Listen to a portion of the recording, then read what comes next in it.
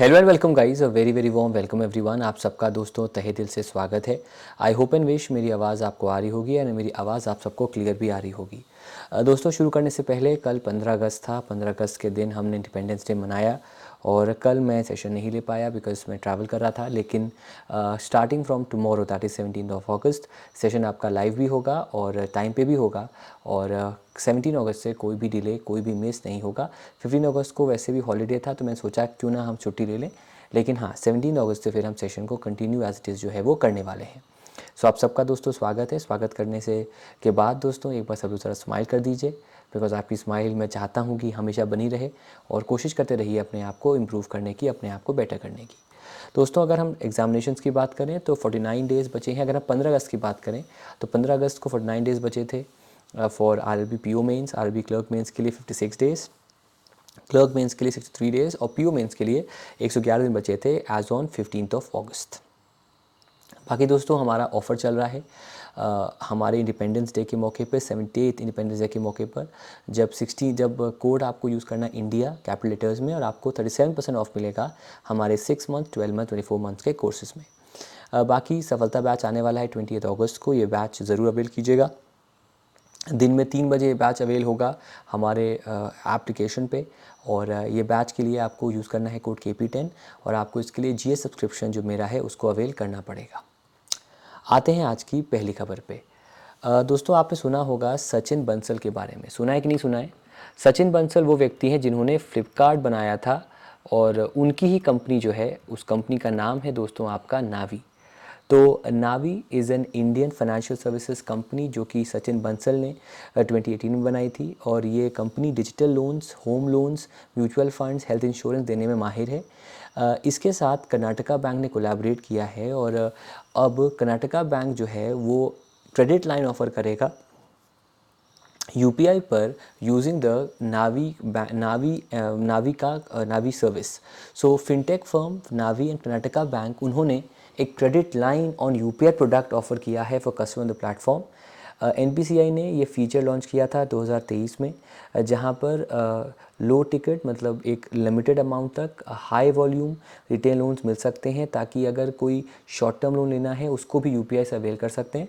और ये फीचर को यूपीआई पे अवेल किया था। तो अगर आप कर्नाटका बैंक के कस्टमर हैं तो नाविक जो कंपनी है उसके साथ मिलकर अब आप कर्नाटका बैंक की ऐप पे जाकर, उनकी वेबसाइट पे जाकर यूपीआई पर लोन जो है वो अवेल कर सकते हैं। दोस्तों, कर्नाटका बैंक के हेडक्वार्टर्स हैं मैंगलोर कर्नाटका में। शुरुआत में 18 फरवरी 1924 को बनी थी। P Pradeep Kumar part time non executive chairman है जबकि श्री कृष्णन हरिहरा शर्मा जो है MD एंड CEO के तौर पर काम करते हैं। कर्नाटका बैंक अभी दोस्तों न्यूज़ में था। न्यूज़ में इसलिए था बिकॉज कर्नाटका बैंक जो है उस बैंक वो भारत का पहला बैंक था जिसने अलाउ किया था कि आप GST पेमेंट कर सकते हैं यूपीआई पर 1 लाख रुपए तक। हालांकि उस न्यूज़ के बाद, उसकी न्यूज़ के एक दिन बाद खबर आई थी कि यूपीआई पर GST पेमेंट या टैक्स पेमेंट अब आप 5 लाख भी कर सकते हैं। तो यहाँ पर बेटा 4 सवाल बनेंगे आपसे। सवाल पहला बनेगा कि किस फिनटेक फर्म के साथ कर्नाटका बैंक ने टाइप किया है for credit line on UPI. तो उसका आंसर होगा नावी के साथ कर्नाटका बैंक ने टाइप किया है। सेकेंड सवाल बनेगा कि ये फीचर लॉन्च कब हुआ था? 2023 में लॉन्च हुआ था। थर्ड सवाल बनेगा भारत का पहला बैंक कौन है जिसने GST पेमेंट अलाउ किया है on UPI up to ₹1 lakh? Karnataka bank. अब लिमिट कितनी है? अगर आपको टैक्स पेमेंट करना है यूपीआई से तो उसकी लिमिट जो है आपकी अब 5 लाख रुपए कर दी गई है, जो पहली लिमिट आपकी 1 लाख रुपए पे थी। एक सवाल जो और एग्जाम में आपसे बन सकता है कि कौन से बैंक ने वाइस सर्विस लॉन्च की है फॉर सीनियर सिटीजन। तो उसका आंसर भी रहेगा आपका कर्नाटका बैंक। मैंने आपको बताया था कि जो कंज्यूमर प्राइस इंडेक्स है वो ऑल टाइम लो पे है। उसी तरीके से जो होलसेल प्राइस इंडेक्स है जो फूड और प्रोड्यूसर की बात करता है, होलसेल मार्केट की बात करता है, मैन्युफैक्चरर्स की बात करता है, उनके जो इन्फ्लेशन रेट है वो 3 मंथ लो पे है और वो रेट आपका अब हो चुका है 2.04% का in July of 2024। So according to the ministry of commerce and industry, the wholesale price index inflation has cooled to a 3-month low of 2.04% in July from a 16-month high of 3.36% in the month of June। तो यहाँ पर देखिए दो data आपको compare करने हैं। पहले जून में 16 महीने के हाई पे था जो कि 3.36% पे था, लेकिन अब वो कम होकर हो गया है टू 2.04% जो कि 9 पिछले 3 महीने के लो पे है। उसका रीज़न ये है कि जो फूड प्राइसेस है उनमें कमी आई है। WPI के अंदर जो फूड प्राइस इन्फ्लेशन है वो 3.45% का है जो कि 10.87% था जून में। तो because of this humongous drop WPI का रेट चेंज हुआ है और इसको पब्लिश किया है by the ministry of commerce and industry. अगर कंपेयर करें इसको CPI से, CPI का फुल फॉर्म है कंज्यूमर प्राइस इंडेक्स।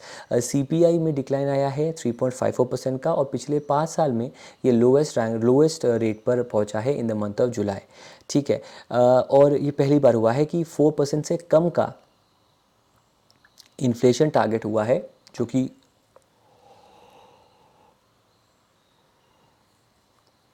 कि एक टारगेट भी है RBI का कि उसे 4% तक लोअर रेंज में इन्फ्लेशन को रखना है। तो वो डेटा भी पढ़ लीजिएगा। CPI 3.54% है जबकि WPI जो है वो 2.04% पर आ चुका है। दोस्तों WPI की बात करें, WPI का जो बेस ईयर है वो है 2011-12, पहले बेस ईयर था 2004-5। WPI के अंदर टोटल में 697 आइटम्स आते हैं, उनके प्राइस को हम ट्रैक करते हैं। इनमें से 117 आइटम्स जो होते हैं वो प्राइमरी आर्टिकल्स होते हैं, रॉ मटेरियल्स होते हैं। 16 होते हैं fuel and power, crude oil, petroleum, और 64 होते हैं जो कि मैन्युफैक्चर्ड प्रोडक्ट्स में आते हैं। सिमिलरली जैसा मैंने आपको बताया, 3 ग्रुप में आइटम्स को डिवाइड किया गया है: primary articles, fuel and power और मैन्युफैक्चर्ड प्रोडक्ट्स, जिनमें मैक्सिमम जो वेटेज है वो मैन्युफैक्चर्ड प्रोडक्ट्स का है जो कि 64.23% का है। ठीक है, तो उस कैटेगरी में ये WPI आया है 2.04% पे for the month of July. फिर हमारी जो सरकार या RBI है, उसके अंडर NPCI है। NPCI के बारे में आज से 4 साल पहले एक सवाल आया था कि which of the following is the umbrella organisation for retail payments. तो उसका आंसर था NPCI। अम्ब्रेला ऑर्गेनाइजेशन का मतलब होता है जो एक ऐसी संस्था जो भी आपके सर्विसेज हैं उनको वो मैनेज करती है। तो ऐसी कोई संस्था जो डिजिटल पेमेंट सर्विसेज को मैनेज करती है, क्रिएट करती है, उसका नाम NPCI है। तो अकॉर्डिंग टू NPCI, भारत के 3 UPI ऐप्स हैं जिनका मेजॉरिटी शेयर है UPI पेमेंट में, UPI ट्रांजैक्शंस में। इनफैक्ट तीनों को अगर ऐड कर दें, 93% जो ट्रांजैक्शंस UPI के होते हैं वो इन्हीं 3 ऐप पे होते हैं। और मैंने आपको पहले ही बताया है कि सरकार ने अभी रिसेंट में जो भीम ऐप है उसको अब कन्वर्ट किया into a Bhim company. It will be a 100% owned subsidiary of NPCI और इससे भीम ऐप को एक्सपैंड किया जाएगा, उसके जो रीच है उसे बढ़ाया जाएगा, उस टेक्नोलॉजी को इम्प्रूव किया जाएगा ताकि हम टक्कर दे सकें to the likes of PhonePe, Google Pay या फिर पेटीएम। आप स्क्रीन पर देख सकते हैं। सबसे अधिक जो मार्केट शेयर है वो फ़ोनपे का है 48.38% का, गूगल पे का 37% का और पेटीएम का 7.82% का है। वैसे भी एक टारगेट है कि कोई भी कंपनी अगर यूपीआई सर्विस ऑफर कर रही है, कोई भी एप्लीकेशन, आने वाले 2 साल में उसे 30% से ज़्यादा नहीं मार्केट शेयर रखना चाहिए। उस डेटा के हिसाब से सरकार कोशिश करे उससे अधिक मार्केट शेयर उस कंपनी का ना हो, इसीलिए भीम को उसने एज अ कंपनी कन्वर्ट किया हुआ है। यूपीआई में 45% का ईयर ऑन ईयर ग्रोथ आया है और उसका जो वॉल्यूम है वो पहुंचा है 14.44 बिलियन ट्रांजैक्शंस में जुलाई में, और जो टोटल अमाउंट है जो कि ट्रांजैक्ट हुआ है यूपीआई के अंडर, उसमें भी पिछले साल कंपैरिजन 35% इंक्रीज आया है at 20.64 trillion rupees. UPI GST payment भी अमाउंट बढ़ गया है आपका टैक्स पेमेंट का, पहले 1 लाख था अब 5 लाख हो गया है। यूपीआई लाइट में 500 रुपये तक बिना पिन के ट्रांजैक्शन कर सकते हैं और जी उस वजह से भी यूपीआई रेलेवेंट है। अभी ये मेरे को ये बताओ कि अभी कौन सा लेटेस्ट कंट्री है जहां पर यूपीआई को अब शुरू कर दिया गया है, वहाँ पर यूपीआई का यूज़ करके ट्रांजैक्शंस हम कर सकते हैं। और 2029 तक कितने आपके नेशंस हैं जहाँ पर यूपीआई को अलाउ किया जाएगा। फिर दोस्तों food delivery startup, food delivery decacorn, मतलब जिसका वर्थ $10 बिलियन से ज़्यादा होता है उसे हम डेकाक्रॉन कहते हैं। तो स्विगी ने अब रोल आउट किया है in app UPI feature for faster payments. उनकी एप्लीकेशन पे ही आप यूपीआई को स्कैन करके पेमेंट कर सकोगे। अभी क्या होता था कि अगर आपने फ़ोनपे चूज़ किया है, गूगल पे चूज़ किया है, तो फिर एक पेज खुलता गूगल पे पे, फ़ोनपे पे, वहाँ पर अप्रूवल देते, पिन डालते, फिर पेमेंट होता। अब आपको ऐप के बाहर नहीं जाना होगा। एनपीसीआई और जसपे के साथ खास तौर पे स्विगी ने टाइप किया है, और जसपे के ज़रिए अब आप उसी एप्लीकेशन पर बिना किसी और पॉपअप के, बिना किसी और इंटरफेस पे या किसी और पेज पे जाकर उसी एप्लीकेशन के पेमेंट पेज पर आप स्कैन करके क्यूआर कोड या फिर जो यूपीआई के ऑप्शंस होते हैं उनके ज़रिए आप पेमेंट कर सकते हैं। सो स्विगी ने लॉन्च किया है अपना integrated unified payment interface plug in service, जहां पर एप्लीकेशन में पेमेंट होगा, और इसके लिए उसने जसपे के साथ कोलैबोरेशन किया है। और पिछले साल जोमेटो ने अपना खुद का सर्विस स्टार्ट किया था, हालांकि जोमेटो ने जो उसका पेमेंट एग्रीगेट लाइसेंस है उसे हालांकि कैंसिल कर दिया, तो उस पर अभी अपडेट आना बाकी है कैसे वो यूपीआई सर्विस को फर्दर पुश करेगा अपने एप्लीकेशन पर। लेकिन स्विगी ने कर दिया है, स्विगी अपने एप्लीकेशन पर ही यूपीआई पेमेंट एक्सेप्ट करेगा, यूपीआई वहीं पर स्कैन करके पेमेंट हो जाएगा, और इसके लिए उसने जसपे के साथ कोलैबोरेशन अभी रिसेंट में किया है। दोस्तों यहाँ पर जो जसपे है बेसिकली वो वर्क कर रहा है एज अ पेमेंट एग्रीगेटर, मतलब एक ऐसी संस्था जो पेमेंट मर्चेंट को पहुंचाने में और कस्टमर से करने में हेल्प करता है। Basically it is an interlink between the payment given by the customer to the company, और उसको इंकरेज करने के लिए ये एग्रीगेटर्स काम करते हैं। अभी हाल ही में इसका एक नया टाइप आया था, आज से करीब 4-5 महीने पहले, क्रॉस बॉर्डर पेमेंट एग्रीगेटर, जो ओवरसीज़ ट्रांजैक्शंस करेंगे, ओवरसीज़ मर्चेंट्स को और कस्टमर्स के बीच पेमेंट और सेटलमेंट का काम करेंगे। तो अभी हाल ही में 3 ऐसे नए कंपनीज़ हैं जिन्हें cross border payment aggregator licence मिला है। अमेजन पे, आइडियन और बिलडेस्क, इन तीनों को अभी रिसेंट में cross border payment aggregator licence मिला है। इन्हें आने वाले समय में 15 करोड़ करना है अपना इनका जो कैपिटल, और उसे बढ़ाकर फिर जो इनका नेटवर्थ है उसे 25 करोड़ करना है। सवाल आपसे मेरा होमवर्क पे है कि भारत की पहली ऐसी कौन सी कंपनी है जिसे cross border payment aggregator licence मिला है? वो इन तीनों में से नहीं है सर। वो कौन सी कंपनी है? क्या वो कैश फ्री पेमेंट्स है? क्या वो सीसी एवेन्यू है?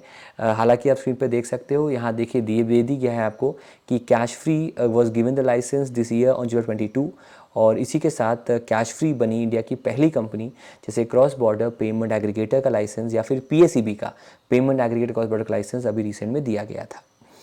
पेमेंट एग्रीगेटर की बात करें तो पेमेंट एग्रीगेटर एक ऐसी कंपनी है जो कि ऑनलाइन मर्चेंट्स को या मर्चेंट्स को हेल्प करती है कनेक्ट विद द कस्टमर्स, और जिनके ज़रिए फिर वो पेमेंट एक्सेप्ट करती है। फॉर एग्जांपल अगर आपका एसबीआई बैंक है तो एसबीआई बैंक के ज़रिए मर्चेंट को पेमेंट होगा, तो एक लिंक बनाया जाएगा between the merchant, between the businessman and the concern bank, जिससे पेमेंट हो रहा है, ताकि payment from the customer to the third party to the payment to the company जल्दी पहुँचे, उसके लिए इसका इस्तेमाल होता है।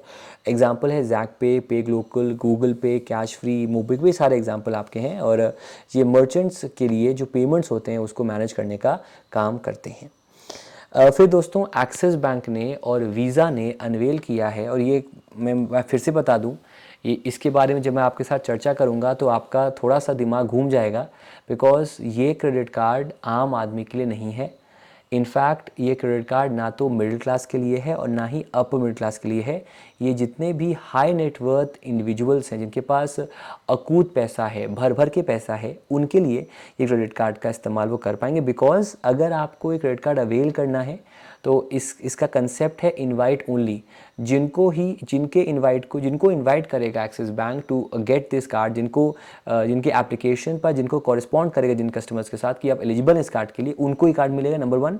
अगर लेना भी है तो भी नहीं ले पाओगे अभी फ़िलहाल, क्योंकि ये जो कार्ड है उसकी जॉइनिंग फ़ी ही आपकी 5 लाख है, और हर साल आपको 3 लाख रुपए देने पड़ेंगे to accept this card. So the ultra luxury credit card Primus has been launched by Axis bank and Visa powered है ये, और ये अल्ट्रा हाई नेटवर्थ इंडिविजुअल्स के लिए है, जो कि अगर इनको ये क्रेडिट कार्ड चाहिए तो उन्हें इनिशियली 5 देने पड़ेंगे, और हर साल उन्हें 3 लाख रुपये लेकर इसको रिन्यू कराना पड़ेगा। दोस्तों एक्सिस प्राइमस आप स्क्रीन पे देख सकते हो, इसके लिए कोलैबोरेशन हुआ है एक्सिस बैंक के साथ वीज़ा का, और 5 लाख की जॉइनिंग फ़ी है, 3 लाख की यहाँ पर एनुअल फ़ी भी बताई गई है। एक्सिस बैंक की बात करें तो एक्सिस बैंक ने इंडिया का पहला डॉलर टर्म एफडी लॉन्च किया था गांधीनगर में, गिफ्ट सिटी में, जिसमें जो भी आप पैसा जमा करते आपको डॉलर में रिटर्न होता, तो उसको एक्सिस बैंक ने लॉन्च किया। तो कई रीजंस हैं आपके एक्सिस बैंक में न्यूज़ में होने के, तो वन ऑफ द रीजंस यहाँ पर आप इसको भी पढ़ सकते हैं। अब आते हैं दोस्तों अंतर्राष्ट्रीय खबरों पे, दुनिया में क्या चल रहा है आइए ज़रा डिस्कस कर लेते हैं। दोस्तों थाईलैंड में मतलब मुझे ऐसा लगता है कि वहाँ पर जो वहाँ की कोर्ट है उसने कसम खा ली है कि वो लंबे समय तक किसी प्राइम मिनिस्टर को अपनी पोजीशन पर रहने नहीं देगा, और अब उन्होंने डिसमिस किया है प्राइम मिनिस्टर श्वेता ताविसिन को। इन पे आरोप है कि इन्होंने इनके एक अक्विंटेंस मिनिस्टर पिचित जो चुवेनबेन है उनको बनाया था, जिन्होंने जेल सेंटेंस सर्व किया था। श्वेता ताविसिन फोर्थ प्राइम मिनिस्टर हैं थाईलैंड के पिछले 16 सालों में, और उन्हें थाईलैंड कॉन्स्टिट्यूशनल कोर्ट ने ही उन्हें बैन किया है। 2008 में पिचित चुनबेन जिनकी वजह से इनकी कुर्सी गई है, उन्हें कंटेम्प्ट ऑफ कोर्ट का गिल्टी पाया गया था for trying to bribe a जज in case involving former prime minister Thaksin Shinawatra and sentence to 6 months of jail. तो ऑलरेडी जो उनके मिनिस्टर हैं पिचित, उनको जेल हो चुकी है, इसीलिए वहाँ की कोर्ट ने डिसाइड किया कि उनकी वजह से उनको स्टेप डाउन करना पड़ेगा। लाइक इंडिया, जैसे कि इंडिया में आपका लोकसभा है लोअर हाउस, राज्यसभा है अपर हाउस, वैसे ही यहाँ पर भी एक 500 मेंबर लोअर हाउस है, इसका नाम है हाउस रिप्रेजेंटेटिव्स, और एक 250 मेंबर आपका अपर हाउस है, जैसे कि इंडिया में राज्यसभा है उसका नाम सेनेट है। ये जो मॉडल है ये काफ़ी हद तक यूएसए का जो मॉडल वहाँ पर भी सेम होता है कि lower house is called as house of representatives like Lok Sabha, and 250 member house the smaller house is called as Rajya Sabha, यहाँ पर उसे सेनेट कहा जाता है दोस्तों। अब आते हैं राष्ट्रीय खबरों पे। महानगर टेलीकॉम नेटवर्क लिमिटेड, जिसका नाम है आपका MTNL, ठीक है, MTNL ने 10 साल का अग्रीमेंट किया है विद भारत संचार निगम लिमिटेड। तो जो महानगर टेलीफोन निगम लिमिटेड है, उन्होंने अग्रीमेंट किया है 10 साल का BSNL के साथ, और इस एग्रीमेंट से को 6 मंथ्स की नोटिस देकर MTNL इससे रिमूव भी, दोनों लोग अपने आप को इस एग्रीमेंट से रिमूव भी कर सकते हैं। सो महानगर टेलीकॉम निगम लिमिटेड ने अनाउंस किया है कि वो अग्रीमेंट किया BSNL के साथ, और इससे सबसे पहला काम जो हुआ है उसका, उन्होंने उनकी एक कंपनी है MTNL की मिलेनियम टेलीकॉम लिमिटेड, उसको क्लोज़ किया है, और वो अब नो लॉन्गर आपका वर्क करेगी। ये बड़ा काम यहाँ पर दोस्तों जो है वो किया गया है, ठीक है। हाँ, तो वो कुछ चीज़ें पढ़ लीजिएगा, लेकिन 10 साल के लिए एग्रीमेंट MTNL BSNL ने किया है for providing each other telecom services. अगर हम BSNL की बात करें, BSNL का फुल फॉर्म है भारत संचार निगम लिमिटेड। BSNL बना 15 सितंबर 2000 में, हेडक्वार्टर्स आपकी न्यू दिल्ली में है, इंडिया में है, और ज्योतिरादित्य सिंधिया कैबिनेट मिनिस्टर है कम्युनिकेशंस के, और उनकी उस मिनिस्ट्री के अंडर ही BSNL आपका जो है वो वर्क करता है। तो उन्होंने 10 साल का एग्रीमेंट किया है विद MTNL। इंडिया जो है वो ओपन करेगा अपना पहला लिथियम माइन छत्तीसगढ़ में, और ये जो माइन है उसे कोरबा डिस्ट्रिक्ट में ओपन किया जाएगा, और इसकी जानकारी दी गई during the 6th governing body meeting of national mineral exploration trust in new Delhi. इस मौके पर जो भारतीय माइंस मिनिस्टर हैं जी किशन रेड्डी, उन्होंने अनाउंसमेंट किया, जो कि सिकंदराबाद से लोकसभा MP भी हैं। देखो वैसे तो इंडिया में लिथियम आइंस पाए गए हैं आपके रियासी में भी और राजस्थान में भी, लेकिन ऑफिशियली एक जो माइन जिसे असाइन किया गया कि यहाँ से हम रेगुलरली लिथियम को जनरेट करेंगे, वो माइन आपका जो है वो कटघोरा रीजन में है इन कोरबा डिस्ट्रिक्ट ऑफ छत्तीसगढ़। अभी कुछ टाइम पहले जो GSI है, जियोलॉजिकल सर्वे ऑफ इंडिया, उन्होंने लिथियम कंसनट्रेशंस बिटवीन 10 to 2000 पार्ट्स पर मिलियन ओवर 250 हेक्टेयर्स यहाँ पर पहचाना था, जिससे इस एरिया में लिथियम को बनाना आसान हो जाएगा। Lithium is a critical and strategic mineral, और ऐसे मिनरल्स का इस्तेमाल, इसके लिथियम की बात करें तो इलेक्ट्रिक व्हीकल्स में होता है, बैटरीज़ में होता है। वैसे ही जो क्रिटिकल मिनरल्स होते हैं उनका इस्तेमाल डिफेंस में, एग्रीकल्चर में, फार्मा में, हाईटेक इलेक्ट्रॉनिक्स में, टेलीकम्युनिकेशन में होता है, और इस समय इंडिया के पास 30 ऐसे क्रिटिकल मिनरल्स हैं जिसका समय समय पर अब ऑक्शन आपका होता है। तो उस वजह से ये एक जो है पहला लिथियम माइन जो है वो छत्तीसगढ़ में कोरबा डिस्ट्रिक्ट में ओपन किया जाएगा। फिर दोस्तों मैंने आपको पहले बताया था कि telecom regulatory authority of India जो है वो बड़ी परेशान है टेली मार्केटर्स से। अगर आपको याद होगा रात में 7 बजे भी आपको कॉल आता होगा, नहीं आता होगा अपने भाई से पूछेगा, जॉब करता है, जिनके पास एक डिसेंट इनकम है, कि उनके पास कॉल्स आते हैं टेली मार्केटर्स के, और कभी भी कॉल्स आते हैं। तो ट्राई ने कहा है कि जो भी सर्विस प्रोवाइडर्स हैं, चाहे वो एयरटेल हो, इन्फोसिस हो, कोई भी हो, उन्हें इमीडिएटली स्टॉप करना होगा प्रमोशनल कॉल्स फ्रॉम अनरजिस्टर्ड टेलीमार्केटर्स। मतलब एक नंबर असाइन किया गया है 140। अगर कोई अनरजिस्टर्ड टेलीमार्केटर जिसने इस नंबर को अलॉट नहीं किया है वो किसी रैंडम नंबर से कॉल कर रहा है फॉर टेलीमार्केटिंग, उसे रोकने के लिए ट्राई ने सर्विस प्रोवाइडर से बात कही है to immediately stop the voice promotional calls from all mobile telemarketers जिनको रजिस्टर नहीं किया गया और जो डिफरेंट नंबर से कॉल करते हैं।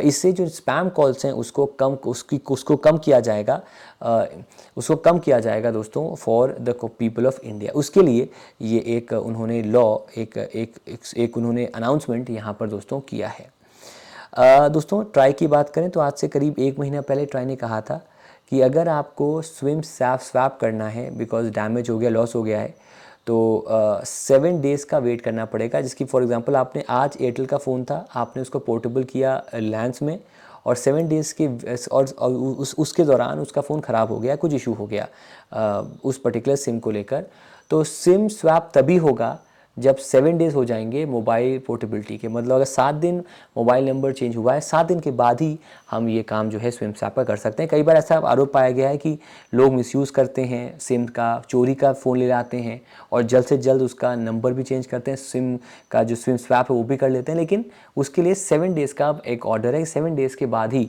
आप जो सिम है उसे स्वैप करा सकते हैं। इसके अलावा दोस्तों 2 सीरीज़ ऑफ नंबरिंग है जिसको एलोकेट किया गया है। अगर 160 नंबरिंग का कॉल आपके पास आ रहा है 160 112 ऐसे करके, तो जनरली वो सर्विस कॉल होगा, आपकी जानकारी पूछेगा आपसे बैंक के बारे में, ट्रांजैक्शन कॉल होगा कितना पेमेंट हुआ है। जैसे कि अगर मैं बात करूं, मैंने कल किसी को 20,000 भेजे तो मेरे पास कॉल आया कि एक ऑटोमेटेड कॉल आया कि क्या आपने भेजे, अगर हाँ तो प्लीज़ आप यस कहें। लेकिन देखिए प्रॉब्लम इसमें ये हो रही है कि प्रॉब्लम इसमें ये हो रही है प्राइमरली कि नंबर्स अनरजिस्टर्ड कॉल से भी आ रहे हैं। तो अभी क्लियर कहा गया है कि अगर 160 नंबर से आएगा तो वो जनरली सर्विस ट्रांजैक्शन कॉल होगा बैंक से, रेगुलेटरी बॉडीज से, और अगर 140 नंबर से कॉल आएगा तो वो नंबर आपका टेली मार्केटर का कॉल हो सकता है, उसको अलाउ यहाँ पर कर दिया गया है। अब फिर दोस्तों पेमेंट ऐप ओनगो ने कोलैबोरेट किया है और लॉन्च किया है एक नेशनल कम्युनिटी कार्ड जो कि ओंगो राइड है। ये कोलैबोरेशन किया गया है चेन्नई मेट्रो रेल के साथ। तो चेन्नई मेट्रो रेल हो गई, चेन्नई बसेस हो गई, एक ही कार्ड से उनका एक्सेस आप पा सकते हो।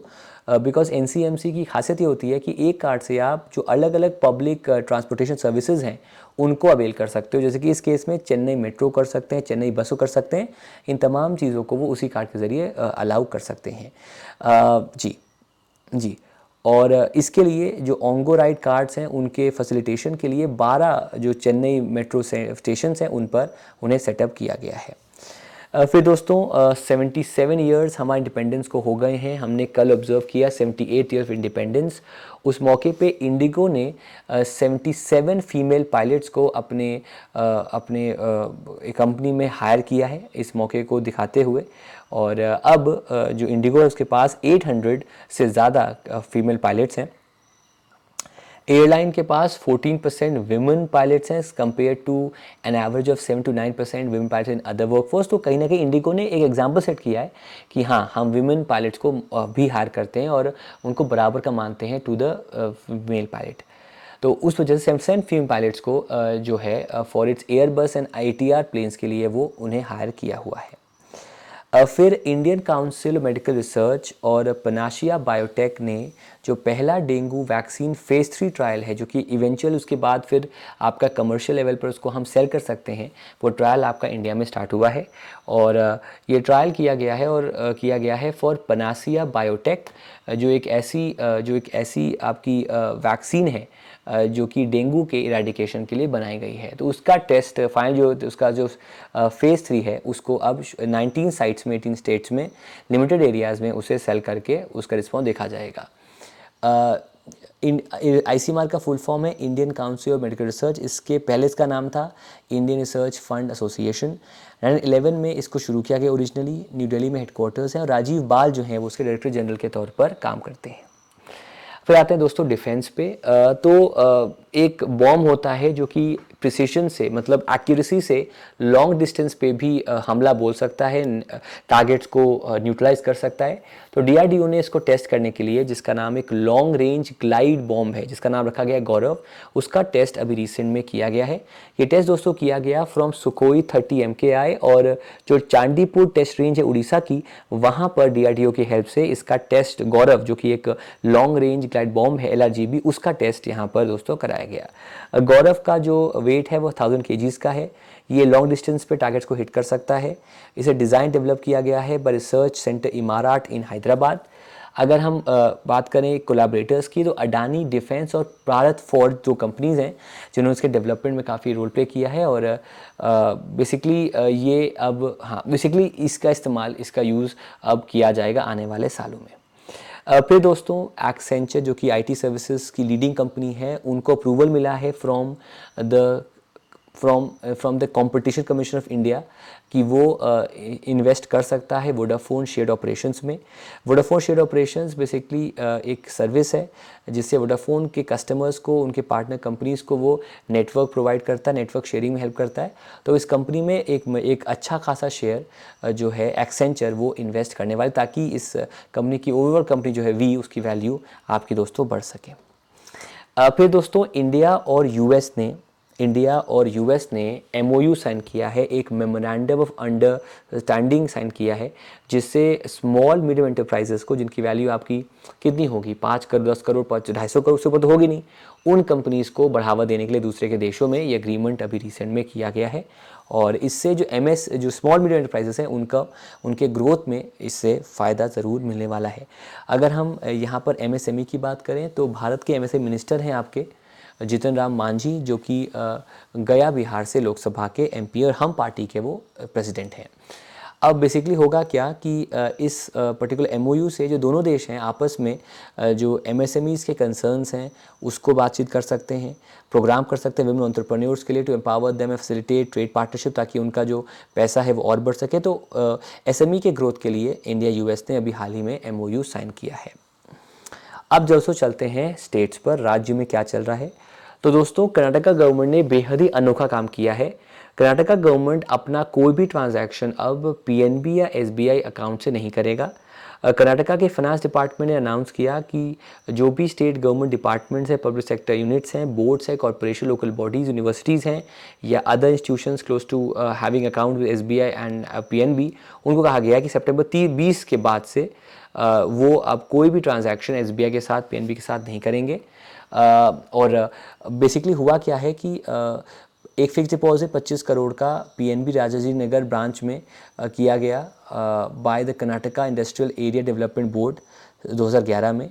Despite deposit time earning PNB ने एलिजिबली रिलीज़ किया सिर्फ 13 करोड़, और जो इंटरेस्ट रेट जो इससे जनरेट हुआ या जो उसका अमाउंट था उतना उसने नहीं किया। 13 करोड़ एक स्टैंडर्ड अमाउंट जो है उसको रिलीज़ किया, और इसको लेकर भी इशू है। दूसरा, SBI में 10 करोड़ का FD था made by Karnataka state pollution control board and at the former state bank of Mysore, now part of SBI। और ये कहा जा रहा है कि इस फंड का यूज़ किया गया ताकि जो लोन्स लिए गए हैं प्राइवेट कंपनी से उनको सेटल कर सकें। डॉक्यूमेंट्स को फॉर्जरी किया गया, और तो एक फ्रॉडुलेंट यूसेज हुआ है डिपॉजिट्स का SBI में, और FD का मिसमैनेजमेंट हुआ है PNB में। वैसे भी फ्रॉड्स को लेकर आपका सवाल है कि कौन सी एजेंसी बनी है जो कास्ट ऑफ डिजिटल फ्रॉड्स को कम करेगी। इज़ इट AP होता और इज़ इट उषा अनंत सुब्रमण्यम? तो उसका आंसर वहाँ पर AP होता होगा। तो वो फ्रॉड्स को कम करने में काम करेगी। फिर दोस्तों ये वैसे तो पुरानी स्कीम है लेकिन अभी चर्चा में है। स्कीम का नाम है national forensic infrastructure enhancement scheme.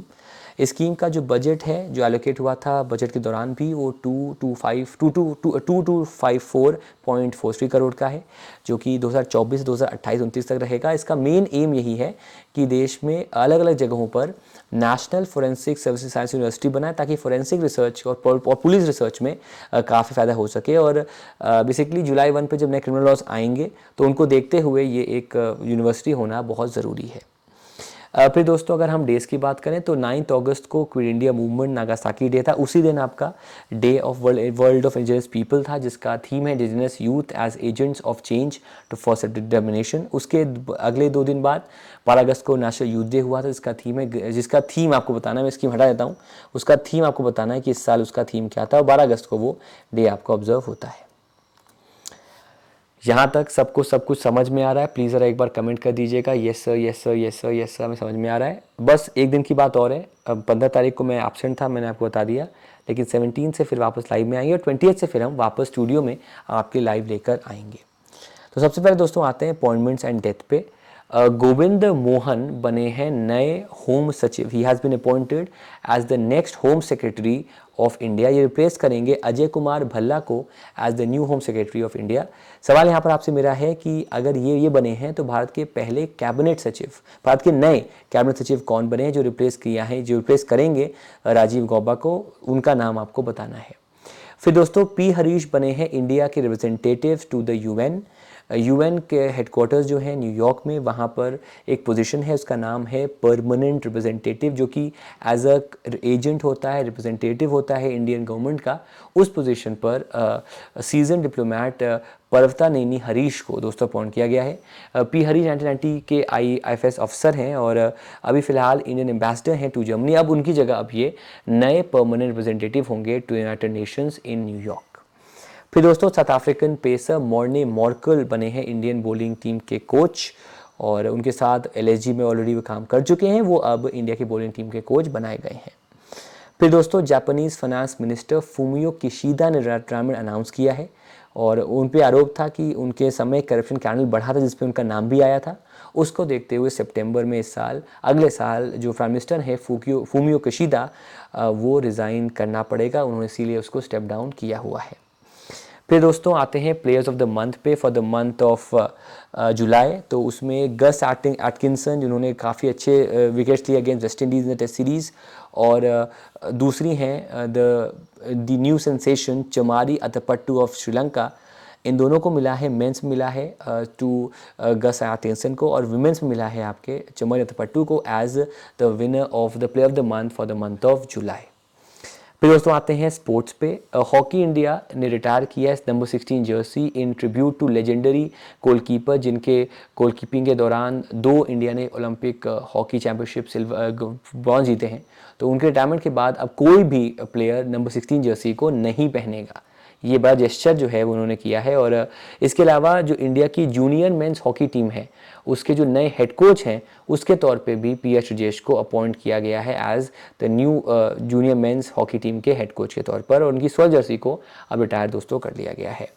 Session छोटा है, मानता हूँ उसके लिए, बिकॉज आज हमने क्विज़ नहीं कराया, लेकिन हाँ 17 से स्टेटस को वापस आ जाएगा जब हम क्विज़ भी कराएंगे, आपके अलग अलग एस्पेक्ट्स पे काम भी करेंगे। बाकी 37% ऑफ है दोस्तों, आपका कोड है आपका इंडिया, इस कोड का यूज़ करें, और ये ऑफर्स आपके तीनों कोर्सेज पे हैं जो कि अवेलेबल किए गए हैं। बाकी बस कुछ दिन बचे हैं, सफलता बैच के लिए आ रहा है, मैं बहुत एक्साइटेड हूँ उसको बैच को लेकर, बहुत एक्साइटेड बिकॉज काफ़ी कुछ मैंने इसके लिए किया है, ताकि अगर ये बैच कोई कर लेगा along with daily current affairs तो उसका कोई दिक्कत नहीं होगा पेपर में, उस कोशिश में मैं यहाँ पर लगा हुआ हूँ। बाकी दोस्तों कोड है आपका KP10 का, इस कोड का इस्तेमाल करें, और इस कोड का इस्तेमाल करके सब्सक्रिप्शन में ले लें फॉर सफलता बैच, या फिर इंडिया कोड का इस्तेमाल करें हमारे ओवर सब्सक्रिप्शन के लिए, उसका इस्तेमाल भी आप यहाँ पर कर सकते हैं। तो फिनटेक कंपनी नावी ने कोलैबोरेट किया है with Karnataka bank to reduce credit line on UPI। RBI ने क्लियर किया टाटा कैपिटल को टू कन्वर्ट इनटू, जो ऑलरेडी कर चुके हैं। WPI इन्फ्लेशन आपका 3 मंथ के लो पे है 2.04% पे। फिर टॉप 3 प्लेयर्स जो हैं 93% of all transactions on UPI July 2000 NPCI में हुए तीनों के, फ़ोन पे 1 पे, सेकंड पे गूगल पे, थर्ड पे पेटीएम। स्विगी ने इन ऐप फीचर लॉन्च किया है for faster payments. Axis bank collaborate किया है with visa for ultra luxury credit card Primus का। इसको अगर आपको अवेल करना है तो इनिशियल फ़ीस आपकी 5 लाख की है, और फिर हर साल 3 लाख का एक एनुअल रिन्यूअल फ़ी देना पड़ेगा। बाकी MTNL ने कोलैबोरेट किया 10 साल के लिए विद BSNL। इंडिया ओपन करेगा अपना पहला लिथियम माइन छत्तीसगढ़ में। ट्राई ने कहा है ऑल प्रोवाइडर्स जो हैं उन्हें प्रमोशनल कॉल जो आती है फ्रॉम रजिस्टर्ड टेलीमार्केटर्स उन्हें स्टॉप करना है, बैन करना है। पेमेंट ऐप ओंगो ने लॉन्च किया है इंस्टेंट नेशनल मोबिलिटी कार्ड, जिससे ओंगो राइड से ज़रिए आप बस ट्रैवल, मेट्रो ट्रैवल भी उस एरिया में दोस्तों कर सकते हैं, उसी कार्ड के ज़रिए ये है। फिर दोस्तों इंडिगो ने 77 विमेन ऑफिसर्स को, पायलट्स को मार्क किया है, हायर किया है इन दी इंडिगो, और ये 75 ईयर्स ऑफ इंडिपेंडेंस के मौके पर उन्होंने ये काम किया है। 77 ईयर्स हो गए हैं, तो 78 एडिशन है, लेकिन 77 ईयर्स ऑलरेडी हो चुके हैं इंडिपेंडेंस के। ICMR ने पनाशिया ने बायोटेक लॉन्च किया है, जो कि पहला डेंगी वैक्सीन है फेज़ 3 का, जिसका क्लिनिकल ट्रायल इंडिया में शुरू हुआ है। DRDO ने जो उसका लॉन्ग रेंज ग्लाइड बॉम्ब है गौरव, जो कि हाईली प्रिसिशन एरियाज़ पे टारगेट करती है, जो कि यूज़ करती है data given by satellites like नाविक, उनका यूज़ करके वो एक होता है। तो गौरव का टेस्ट फ्लाइट अभी हाल ही में कराया गया। फिर दोस्तों एक्सेंचर ओन करेगा एक स्टेक वोडाफोन के जो शेयर सर्विसेज उसमें। इंडिया US ने कोलैबोरेट किया है for cooperation in small medium enterprises. P Harish बने हैं Indian representative to the UN। South African pacer Morne Morkel बने इंडिया के नए bowling coach. Japanese PM Fumio Kishida ने रिटायरमेंट अनाउंस किया है, स्टेप डाउन किया because of corruption allegations to his party member. Hockey India ने retire किया number 4 jersey in tribute जिंदा है अभी, in tribute to the legendary goalkeeper PR Sreejesh. With this guys we will come to end. Thank you so much everyone for coming. मुलाकात करेंगे आपसे 17 को live session में और 20 से स्टूडियो सेशन में। तब तक के लिए दोस्तों आपका शुक्रिया। Bye guys, take care and see you guys on the side. Bye and thank you so much.